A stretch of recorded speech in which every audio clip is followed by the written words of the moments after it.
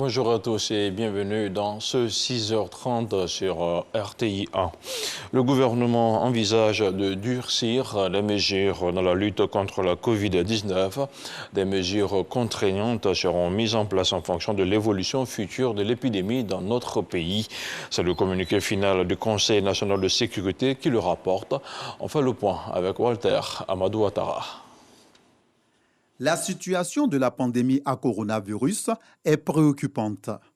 À la date du mercredi 8 septembre 2021, la Côte d'Ivoire dénombrait 57 293 cas confirmés de Covid-19, dont 55 165 guéris, 488 décès et 1640 cas actifs. Une réunion du Conseil national de sécurité, CNS, s'est tenue le jeudi 9 septembre 2021. La séance a été présidée par le président de la République, Alassane Ouattara. Il ressort de cette rencontre de grandes décisions, au nombre desquelles la validation de la mixité vaccinale, ce qui permet aux personnes ayant reçu la première dose du vaccin AstraZeneca de recevoir pour la seconde dose le vaccin Pfizer. Le rappel du strict respect des mesures barrières, notant par ailleurs que la vaccination demeure à l'heure actuelle un moyen de contrôler efficacement l'épidémie. À cet effet, les mesures suivantes sont annoncées. Le lancement d'une vaste campagne de sensibilisation sur la vaccination avant le 15 octobre 2021. La réduction de 5 à 3 jours à partir de la date de prélèvement du délai de validité des tests PCR pour les passagers arrivant en Côte d'Ivoire par voie aérienne dès le lundi 13 septembre prochain. L'adoption à compter du lundi 20 septembre 2021 du pass sanitaire à QR code pour les voyageurs en vue de réduire les fraudes sur les attestations de tests PCR et les carnets de vaccination. Ce n'est pas tout.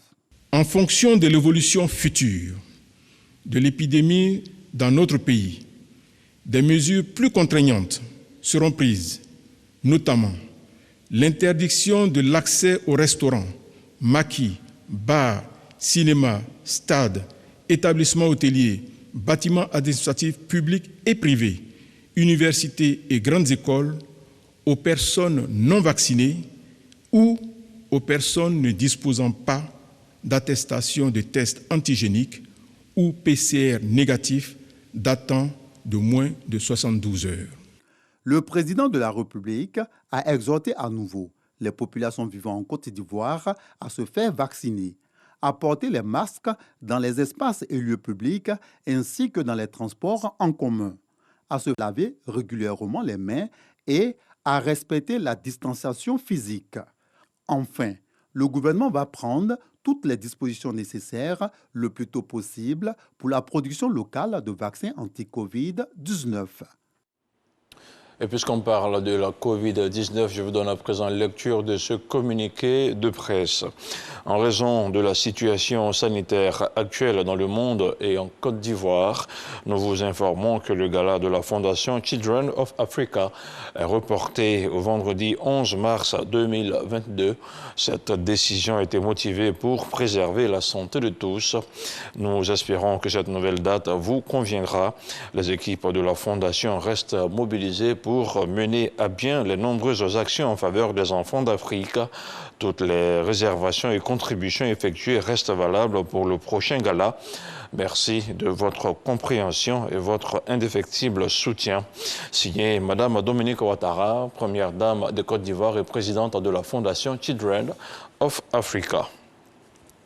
Les résultats du BTS 2021 ont été proclamés hier vendredi. Sur 56 750 candidats inscrits, seuls 25 525 ont été déclarés admissibles, soit un taux de réussite de 46,80% sur le plan national. Le reportage de Davis Oyo avec le commentaire de Jean-Marc Djadji.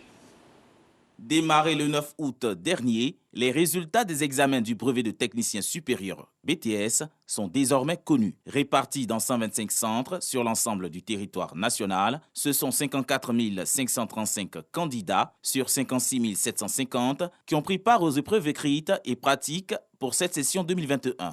Filière industrielle, 7 931 admissibles sur 14 227 candidats présents, soit un taux de réussite de 53,13%.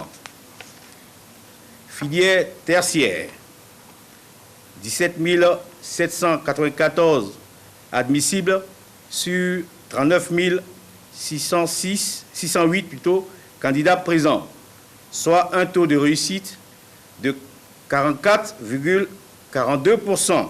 On note donc pour cette session 2021 un taux de réussite global de 46,80% contre 52,93% pour la session 2020, soit une régression de 6,13%. Les résultats sont disponibles en ligne. Pour les réclamations, les candidats disposent de 3 jours à compter du samedi 11 septembre pour introduire leur réclamation. Pour poursuivre cette démarche, ils devront imprimer leur relevé de notes en ligne uniquement sur le site www.examenbts.net et faire leur réclamation sur le même site. Elle représente un frein au cursus scolaire de la jeune fille. Dans la région du Gontougo, on dénombre au moins 400 cas de grossesse chaque année. Une situation alarmante qui touche les jeunes filles âgées de 13 à 17 ans et qui interpelle le ministère de tutelle. Pour tenter d'inverser la tendance, des cadres d'échange et de conseils ont été mis en place. On les appelle les espaces sûrs. Notre reporter Éric Goré a tenté de comprendre leur mode de fonctionnement. C'est le dossier de ce flash d'information. On regarde ce reportage. Ambiance détendue et bon enfant. Nous sommes dans une salle de classe du lycée municipal de Tanda. Roselyne Kamélan, enseignante et mentor, anime la causerie. Ce matin, nous allons parler des mariages précoces et de leurs conséquences. D'accord? Selon vous, qu'est-ce qu'un mariage précoce? Un mariage précoce est un mariage qui intervient avant l'âge de 18 ans. Très bien, Bapoué. Ce cadre d'échange, de confidence et de convivialité est appelé espace sûr. En tant que mentor, nous avons pour mission d'organiser les groupes, animer les différentes sessions et surtout être un modèle, une amie, une conseillère et une confidente pour les jeunes filles. Les espaces sûrs visent à lutter contre les grossesses en milieu scolaire et aident les jeunes à aller au bout de leur cursus. Le but même du projet, c'était de maintenir la jeune fille en vie et à l'école jusqu'en 3e. Parce qu'on constatait beaucoup d'avortements qui entraînaient la mort de ces jeunes filles, l'abandon des études dues aux grossesses, ainsi de suite. L'animation des espaces sûrs a été instaurée dans la région du Gontougo au début de l'année scolaire 2019-2020. Dans la région ici, les filles ne dépassent pas le cap du BEPC. Voilà. Une fois qu'elles ont le BEPC, même souvent, à partir de la 4e, on les retire de l'école. Les mentors assurent l'encadrement des filles dont l'âge varie entre 13 et 17 ans. Il y a des sujets qui sont considérés comme tabous, mais avec nous, elles ont la possibilité de s'approcher, de s'ouvrir. J'ai entendu dire qu'il y a une jeune fille de votre âge, à cause de téléphone, elle a couché avec les garçons. Les garçons, elle est allée de garçon en garçon, en homme. Finalement, elle a attrapé une maladie qui l'a conduite à la mort. Donc vous voyez, ce sont des choses à éviter. Dans la région du Gontougo, 46 mentors ont été formés sur les différentes thématiques liées aux compétences de vie. Chaque mentor dispose de 2 espaces sûrs pour une 60aine de filles. Elles sont à leur écoute, leur apportent conseils et orientation. Lorsque nous venions aux espaces sûrs, nous apprenons comment vivre entre parents à la maison. Nous apprenons aussi comment éviter les grossesses précoces et nous abordons un sujet pour communiquer entre nous. Pour susciter l'intérêt des filles et créer l'engouement autour des espaces sûrs, un volet appui alimentaire y a été associé. Nous avons mené une lutte contre les grossesses en milieu scolaire pendant 5 ans. Cette lutte-là nous a permis de comprendre beaucoup de choses. Et ça nous a même permis de faire des petites enquêtes localisées. On a demandé aux filles quelles étaient les raisons qui font de leur vulnérabilité. Le repas de midi a constitué pour les filles une des raisons. Parce que nous avions proposé d'entrepayer leur transport, leur donner un kit hygiénique chaque fin du mois et donner un repas de midi.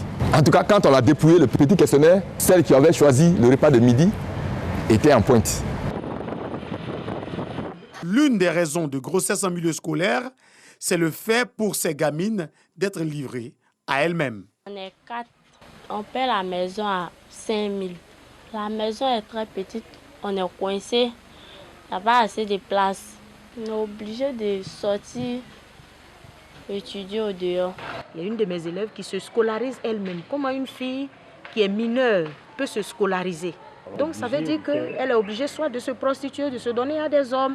Manger, se déplacer ou encore avoir de quoi s'acheter un coton hygiénique peut s'avérer problématique. C'est vrai, on leur enseigne des valeurs, mais ne dit-on pas qu'un ventre qui a faim n'a point d'oreille. Elles ne peuvent pas, même si elles suivent, mais une fois dehors, elles préfèrent aller vers les jeunes garçons qui ont des petits métiers pour pouvoir avoir de quoi manger. Si elles ont faim, franchement, je ne pense pas qu'on puisse avoir notre objectif, qui est 0 grossesse en milieu scolaire. En 2019, selon les chiffres officiels, la région du Gontougo a enregistré 401 cas de grossesse en milieu scolaire. Toutes ces filles qui ont été victimes de grossesse, qui n'ont pas pu continuer, on a pu quand même les réinsérer grâce à ce projet. Et je crois que c'est vrai qu'il y a beaucoup de cas qui ont été perdus, mais le peu que nous avons pu avoir, donc avec l'appui de monsieur le directeur régional, nous avons pu les réinsérer pour leur donner une seconde chance. Pendant plusieurs années, le phénomène de grossesse a été un véritable obstacle à l'épanouissement des jeunes filles. Dans notre lycée, nous pouvons dire que le bilan a été positif. Nous avons constaté que leur rendement en classe est satisfaisant. Il y a eu également la baisse du taux de grossesse. Je peux dire que les élèves apprécient réellement les espaces sûrs. Elles sont toujours présentes. Les mentors aussi, qui sont des mamans, mettent les enfants en confiance et les enfants en réclament. Dans le Gontougo, l'année scolaire 2021-2022 s'annonce avec les mêmes défis. Les espaces sûrs constituent pour l'heure un moyen efficace de lutte pour le ministère de l'Éducation nationale qui s'appuie sur le projet.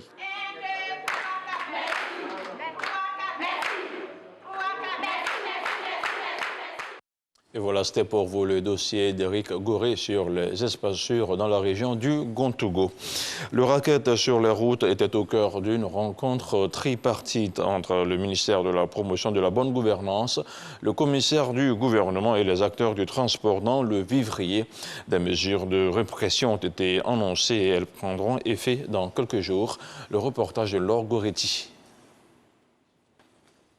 Ils étaient tous représentés au plus haut niveau pour parler des difficultés qui minent leur secteur.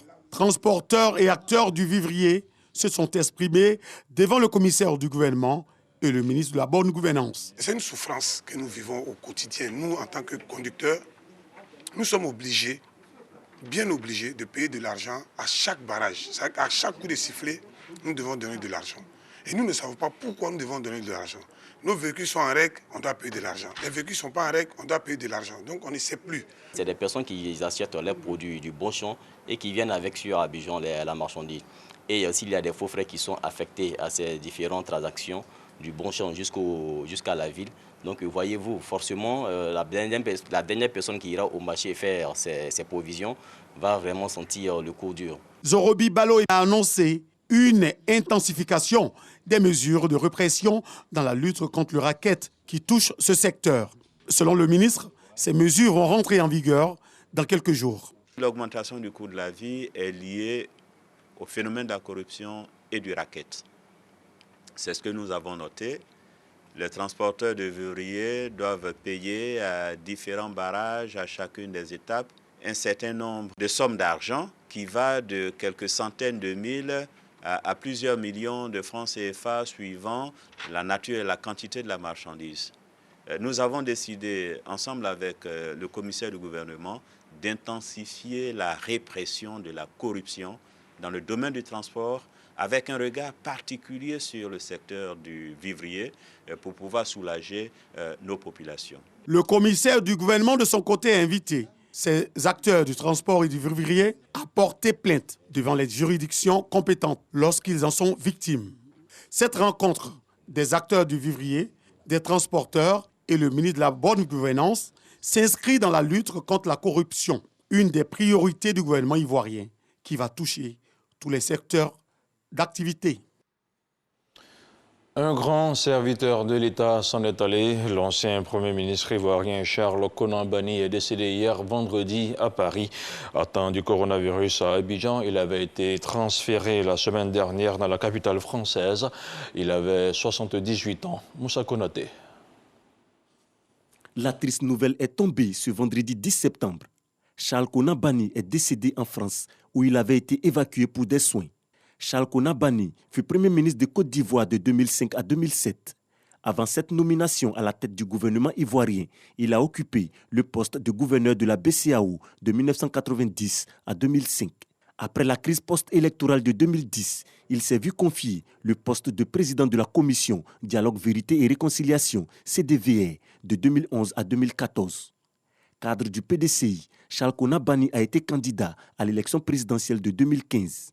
Économiste de formation, il commence sa carrière professionnelle à la Caisse de stabilisation Caisse Stable en 1969. En tant que chargé de mission, en 1976, il entame sa carrière de banquier à la BCEAO. 10 ans plus tard, il devient le directeur national de la BCEAO. Charles Konan Banny est né le 11 novembre 1942 à Divo, région du Lodjibois. La Côte d'Ivoire vient ainsi de perdre un de ses valeureux fils. Et ce message de nécrologie qui émane de la présidence de la République de Côte d'Ivoire. J'ai appris avec tristesse le décès de mon ami et frère Charles Konan Banny, ancien Premier ministre, ancien président de la Commission Dialogue, Vérité et Réconciliation, CDVR, et ancien gouverneur de la Banque centrale des États de l'Afrique de l'Ouest, BCEAO. Je rends hommage à un grand serviteur de l'État, une personnalité politique de premier plan, dont la contribution à la réconciliation nationale a été importante.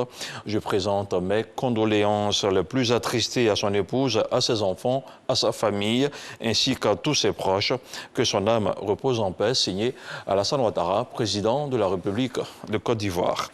Place à présent à l'actualité internationale. Fin de mission pour la délégation de la CEDEAO en Guinée, dépêchée à Conakry après le coup d'État militaire qui a renversé le président Alpha Condé dimanche dernier.